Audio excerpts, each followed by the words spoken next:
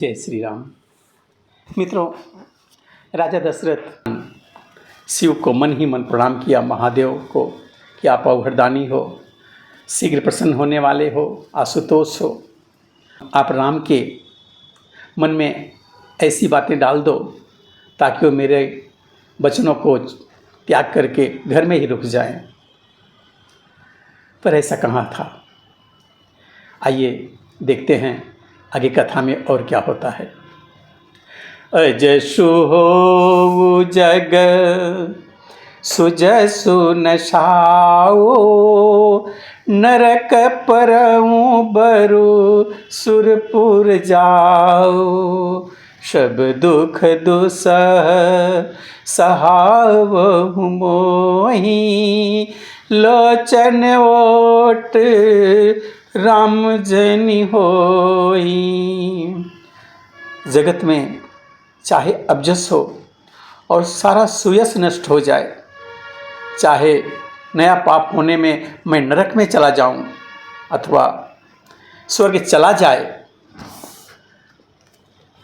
और भी सब प्रकार से दुख आप मुझसे सहन करा लें, पर मेरे श्री रामचंद्र जी मेरी आंखों के सामने ही रहे।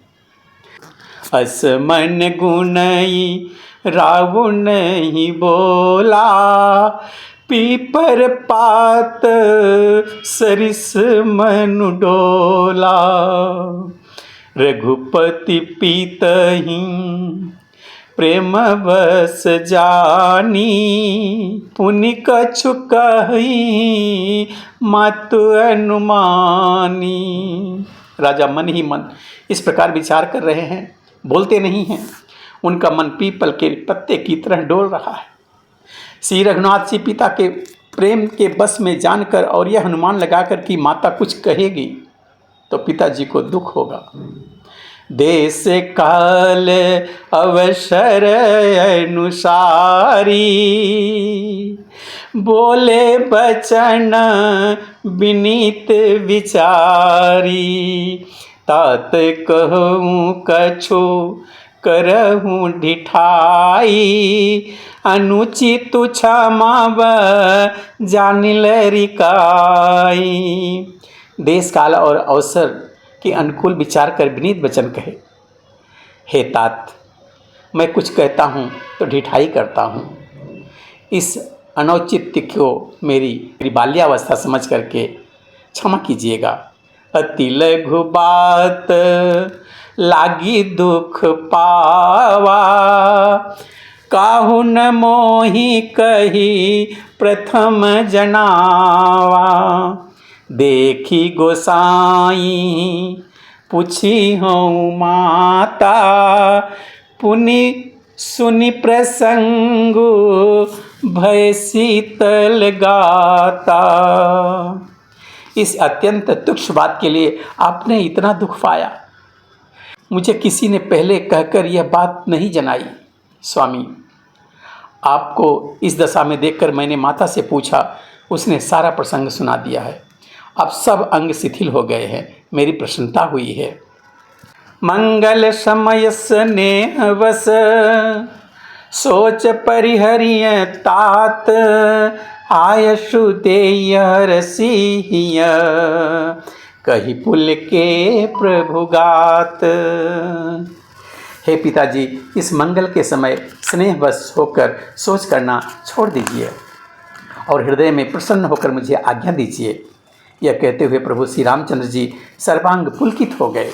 धन्य जनमु जगती तलतासु, पितहि प्रमोदु चरित सुनि जासु।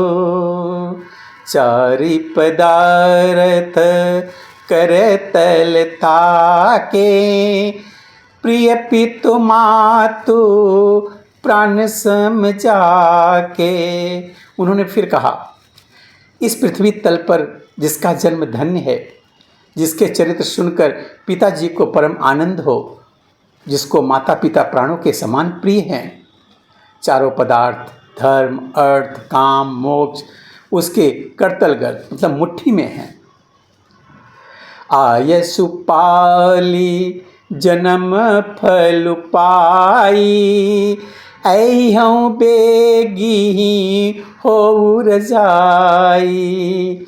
विदा मातु सन आबहु मांगी, चली हम बनही बहुरी पगलागी। आपकी आज्ञा पालन करके जन्म का फल पाकर मैं जल्दी ही लौट आऊँगा, अतः कृपया आज्ञा दीजिए। माता से विदा मांगकर आता हूँ, फिर आपके पैर लगकर प्रणाम करके वन को चलूँगा। अस कही राम गवनो तब कीन्हा, भूप शोक बस उतरुन दीन्हा। नगर व्यापी गई बात सुतीछी, छुवत चढ़ी जनु सब तन बीछी।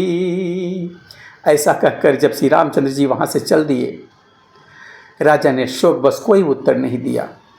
वह बहुत ही तीखी अप्रिय बात नगर भर में इतनी जल्दी फैल गई, मानो डंक मारते ही बिच्छू का विष सारे शरीर में चढ़ जाता है। सुनि भय बिकल सकल नर नारी, बोल बिटप जिमी देखी दवारी। जो जह सुनई धुनई सिरु सोई, बड़ विषादो नहीं धीरज होई। इस बात को सुनकर सब स्त्री पुरुष ऐसे व्याकुल हो गए जैसे दावानल वन में लगी हुई आग देखकर बेल और वृक्ष मुरझा जाते हैं। जो जहाँ सुनता वहीं सिर धुनने पीटने लगता है। बड़ा विषाद है, किसी को धीरज नहीं बनता। मुख सुखाई लोचन स्रवही, शोकुन हृदय समाई। मनहु करुण रस कटकई, उतरी अवध बजाए। सबके मुख सूखे जाते हैं, आँखों से आंसू बहते हैं।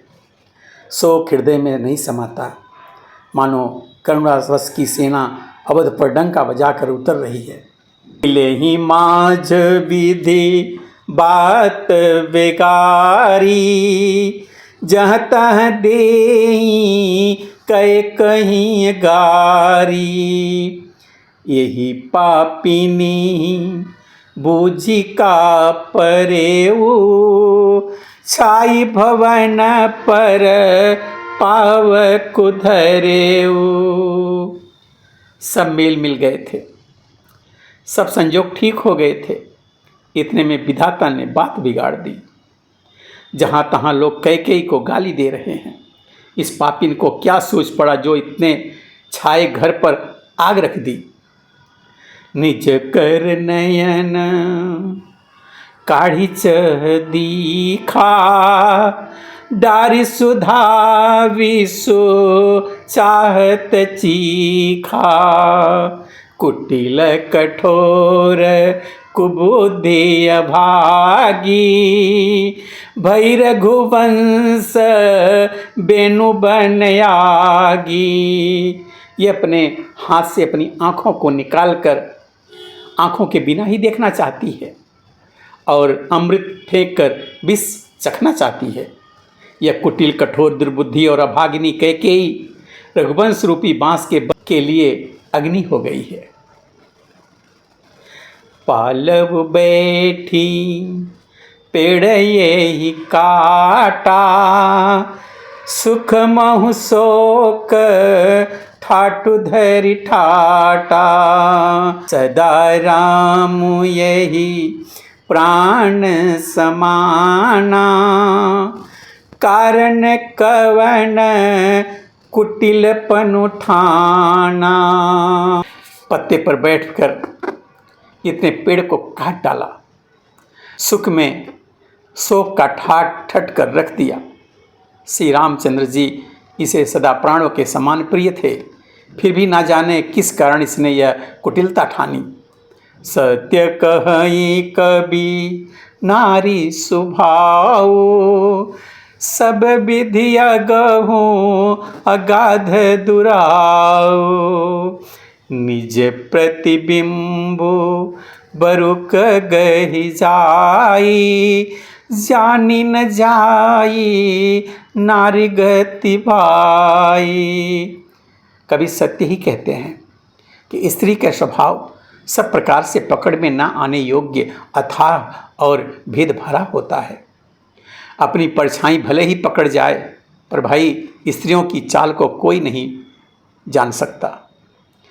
काहन पावक जारि सक, कान समुद्र समाए, कान करे अबला प्रबल, कही जग कालन खाए।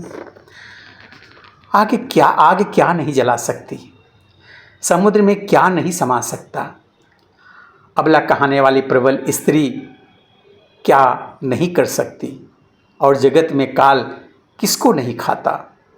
मित्रों, अब आगे की कथा हम अगले वीडियो में देखेंगे। तब तक के लिए जय श्री राम।